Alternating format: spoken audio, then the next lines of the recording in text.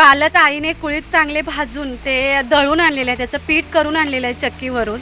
तर आज कुळदाचं पिठलं बनवतोय.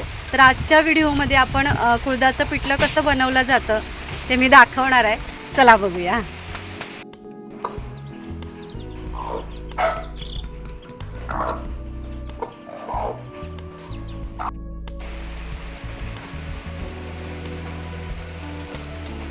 कुळदाचं पिठलं. आता कुळदाचं पिठलं हे थोडं गरम म्हणजे उष्ण असतं थोडं.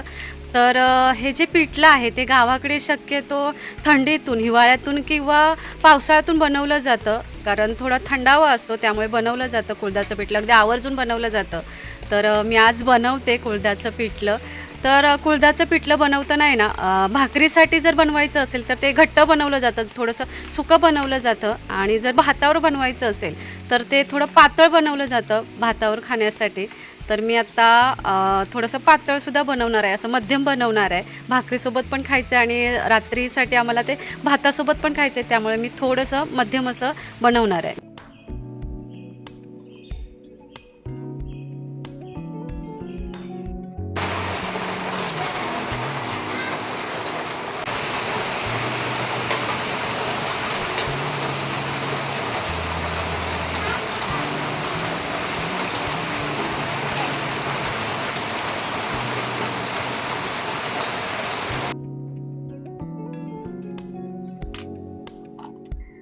पिठलं बनवताना जर पिठाचे गोळे गोळे राहत असतील तर ते मोडण्यासाठी पीठ चांगलं पाण्यामध्ये भिजवून घ्यायचं किंवा थोड्या वेळासाठी पाण्यात पीठ मुरू द्यायचं, म्हणजे पिठाचे गोळे गोळे होत नाहीत. मी आता चांगलं पीठ हाताने काढवून घेणार आहे. त्याच्यामध्ये मीठ आणि कोकम टाकलंय.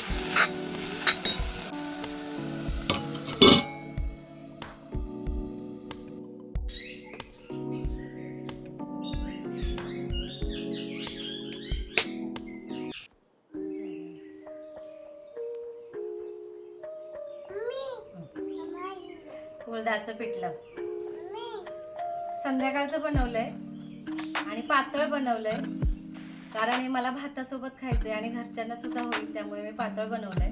भातावर खाण्यासाठी असं पातळ बनवलं जातं. जर भाकरीसोबत खायचं असेल तर ते घट्ट बनवायचं आणि सोबत भाजी आहे पाल्याची. घरीच रुजवून काढलेली.